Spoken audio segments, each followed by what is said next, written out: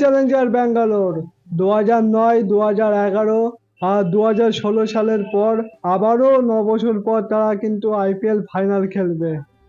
সত্যি এই টিমটাকে নিয়ে কিছু বলার নেই, আউটস্ট্যান্ডিং পারফরমেন্স দিচ্ছে কিন্তু আরসিবি টিম।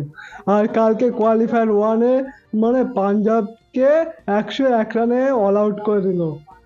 পাঞ্জাবের ওই শক্তিশালী ব্যাটিং লাইন আপকে মানে এই এক তুড়িতে, সত্যি এক তুড়িতে কিন্তু ধসাই করে দিল। প্রভ সিমরান, প্রিয়াঙ্ক সানিয়া, শেয়ার, তারপরে জশ ইংলিশ, স্টোইনিস কেউ কিন্তু আরসিবি বোলারদের সামনে টিকতে পারেনি। সত্যি এই যেন একটা নতুন আরসিবি টিমটাকে দেখছি বন্ধুরা, যেটা মানে আগের 17 সালে আর এই টিমটার মধ্যে আকাশ পাতাল মানে পার্থক্য। সত্যি আরসিবি টিমটা দারুণ করছে। কিছু হয়তো এই আইপিএলে কিছু একটা করে দেখাবে, যা মনে হচ্ছে আরসিবি টিমের পারফরমেন্স দেখে। সত্যি এবারের আইপিএলে কিন্তু আরসিবি টিম হয়তো কিছু একটা করে দেখাবে। আর আরসিবি এত ভালো পারফরমেন্সের পিছনে কিন্তু তাদের বোলিং লাইন আপটা কিন্তু দুর্দান্ত। ভুবনেশ্বর থেকে শুরু করে হেজেলউড, ইয়ারস্টয়েল, স্পিনে তারপর সুরেশ শর্মা, তারপরে কুণাল পান্ড্যা আউটস্ট্যান্ডিং করছে।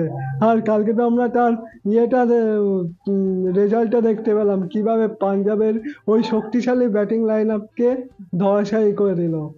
আর পাঞ্জাব আরেকটা চান্স পাবে, তা কিন্তু মানে নিজেদের ঘরের মাঠে প্লেয়ার কোয়ালিফায়ার ওয়ান ম্যাচ ছিল, কিন্তু এতটা ভালো বল করবে আরসিবি সেটা কিন্তু বুঝতে পারেনি পাঞ্জাব।